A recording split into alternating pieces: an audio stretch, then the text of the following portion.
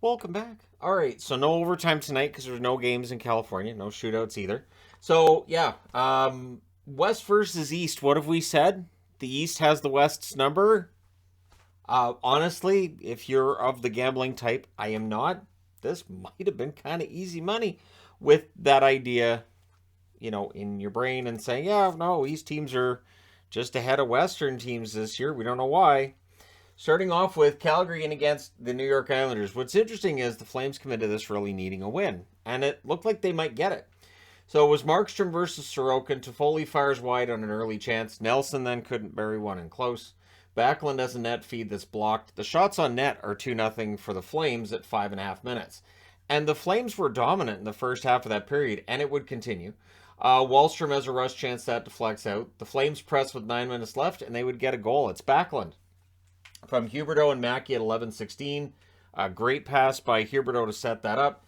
And the Islanders still didn't have a shot. So a little over a minute later at 12:26, they got their first shot, and it's in the net. It is Aho from Barzal and Bailey. Aho wired it top corner, and so it's 1-1. The Flames would try to answer. Sorokin holds on during some pressure, but there's a screenshot that ends up getting tipped in by Lindholm. He scores that one from Hannafin and Toffoli at 16:21. So the Flames get the lead back. At Leafs for tomorrow. Flames get the lead back. The Flames then press for another. Barzal fires one wide in the final minute. It's 2-1 Calgary after one, and they were more than full value for the lead. Second period. Palmieri has a rush chance that's held. The Flames press at a minute and a half. Ritchie then had a blast that was held as well. Toffoli fires one wide on a rush. Nelson has a shot that's blocked. The Flames clear it out. The shots are 6-5 for the Flames with 8.5 minutes left. And then at 14:10, it's Backlund with his second of the game from Zadorov, and that makes it a 3-1 score. The Islanders would try to answer. Toffoli then had a rush chance that was held. With 54.3 seconds left, the Islanders get a power play. Lee couldn't bury one in close. That power play would roll over into the third period. Flames finished the kill. They allowed 3 shots during that. Uyghur then had a rush chance that was held. Coleman fires one wide from the slot. The shots are 6-2 for the Flames at 6.5 minutes.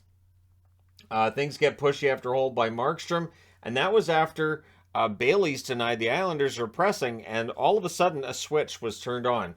Lee would score from Nelson and Barzal at 10:08. So that makes it 3-2. Beauvillier then had a rush chance. That was defended, but you could see, the fans are back into it, and the Islanders believe. And then it's Palmieri on a DeSimone turnover at 11:07, ties it up, and Daryl Sutter immediately calls a timeout. Got to figure this out. You can't let this game get away from you. The Islanders, though, they press for the lead. Lee has a chance that's blocked, and more pressure by the Islanders as the period goes along. But we go to overtime. In the overtime, the Islanders controlled early. Uyghur has a net feed that's blocked. Lindholm is denied from the slot. Kadri has a net drive that's saved, but the Islanders come out with a power play. During that power play, they would score to end the game. It is Dobson from Barzal and Pajot at 3:42. The Islanders with the 4-3 overtime win. It was their first overtime game of the season. They go to 8-5. Calgary drops to a disappointing 5-4-2. The shots in this one show how much things turned around. 18-4 Calgary in the first, 12-8 Calgary in the second, 19-11 Islanders in the third. Remember, the Flames led 6-2 in shots at one point. So from there, the shots were 17-5 in favor of the Islanders. But then in overtime, Calgary had 5 shots. The Islanders had 1. But the Islanders had the one that matters, wins the game. Final shots are 46-32 in favor of the Flames. Nope, that's wrong. It's 36-32. I got overzealous there. I put a 4 instead of a 3. So it's 36-32 in favor of the Flames. I'm like, yeah, that's too high. Power plays, the Flames didn't have any. Markstrom let the referee have it. Markstrom felt that he was tripped by Cizikas during this game as well, and there was no call in the play. So the interference call in the overtime, Markstrom was quite ticked off about it. Most of the Flames bench was.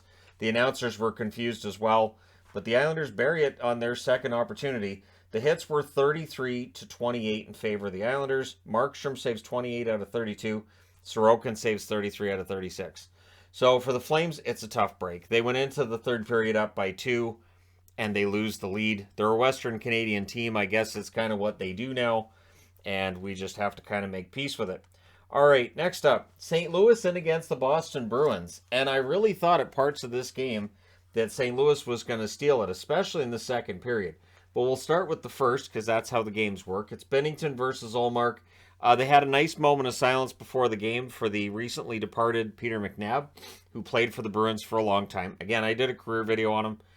He was one of my favorite players as a kid. So, yeah, it's nice to see these moments, and I saw that on the other games as well. Good back and forth early. There was a power play for the Blues. Tarasenko has a shot that deflects out. That's killed off. Blues go back to the power play. The Bruins didn't let them even set up on that one. That's killed off as well. The shots are 3-2 for the Bruins at 9 minutes. Impressive considering how much time they've spent in the box. There's a press by Boston at the half, but the Blues would come out with a third power play. O'Reilly fires one high. The Bruins would clear it out. That power play's killed off. Really strong penalty kill by the Bruins. They only allow one shot. Mikkola has a shot that deflects wide. The Bruins then get a power play, and they score on it. So DeBrusk scores from Pasternak and Marchand at 13:34. He buries it in close. So it's 1-0 Boston on that. Blues would press for an answer. Clifton was denied. Then there's some shoving. We end up with a 4-on-4 coming out of that. Riley's blast is held. And after the first period, the Bruins wearing their fantastic reverse retros. And watching those reverse retros, all I could think was, you know what made those jerseys ugly? Was that they were yellow. That's what really did. Like, I understand people don't like the shoulders. It's the same striping they had in the 90s with those. But, man, they just look so sharp. Second period. Blues press at 1.5 minutes. Kyrou has a tip shot. That saved. The Blues with momentum right out of the gate. DeBrusk then had a rush chance. That deflects out. Thomas was denied on a net drive. Ullmark with a very good game. Blues press at 5.5 minutes. The shots are 4-2 in favor of St. Louis at 6.5 minutes. Bruins press are kept to the outside. And then on a really nice three-way passing play, Shen would bury it.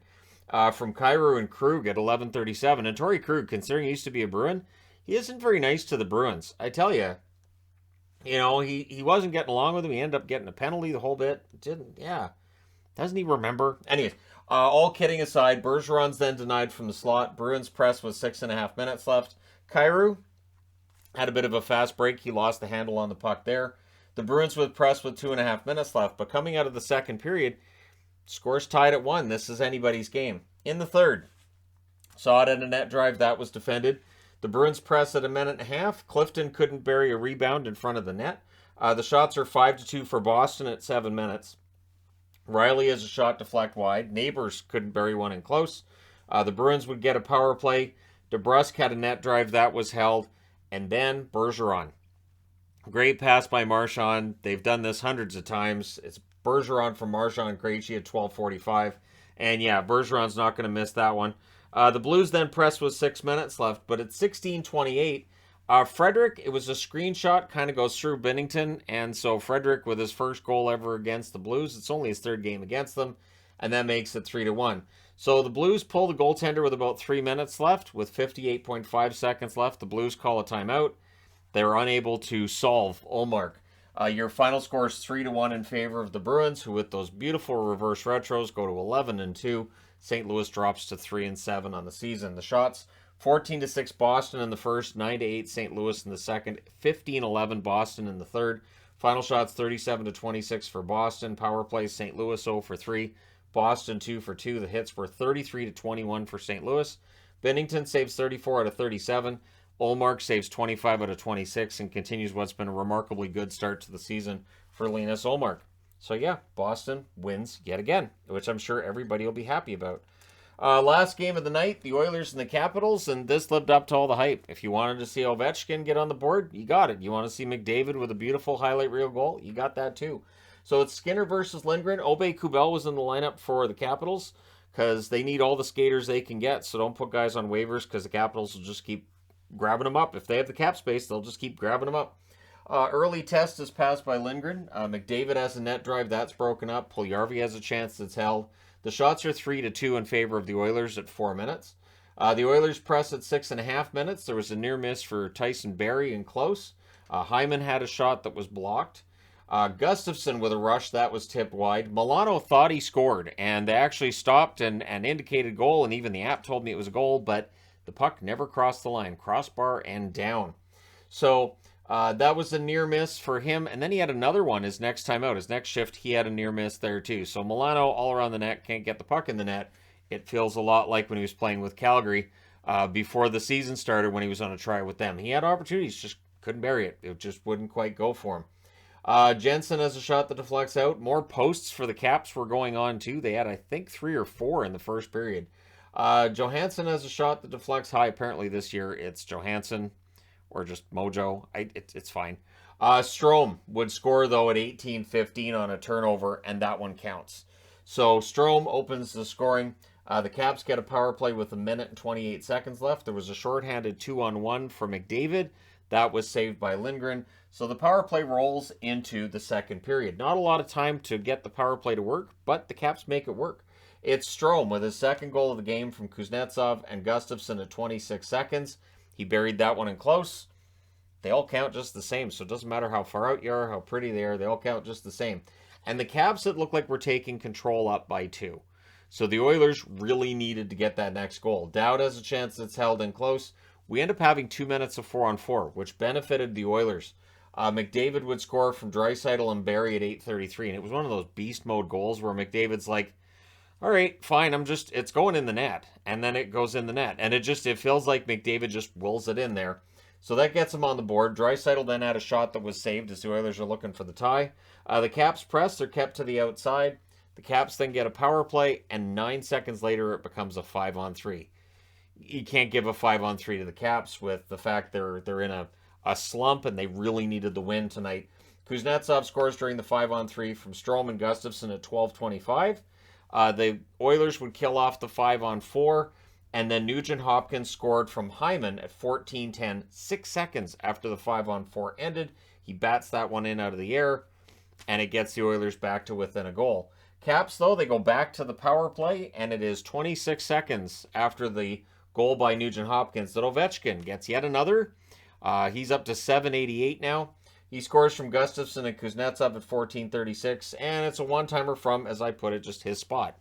That's where he scores from. You guys, if you've watched enough Ovechkin, you know where he scored it from. The fact is, and I've seen people say, well, it's not that impressive. He just buries it from that spot over and over again. It's very impressive because everybody knows that that's where he's going to shoot it from, and nobody seems to be able to stop it from going in the net. It's very impressive. So the Caps would press for another, but after 2 periods, it is 4-2 in favor of the Capitals. So third period, McDavid has a rising shot that's held. Draisaitl tips one wide, and then the next one he scores, buries it in close. Hyman spots him in front of the net, gets it over to him. So it's Draisaitl from Hyman and Kulak at 2:54, and then the Oilers, they press to tie it. They've got some energy now. Skinner denies Ovechkin on a little spinorama move that he made before trying to get it in the net.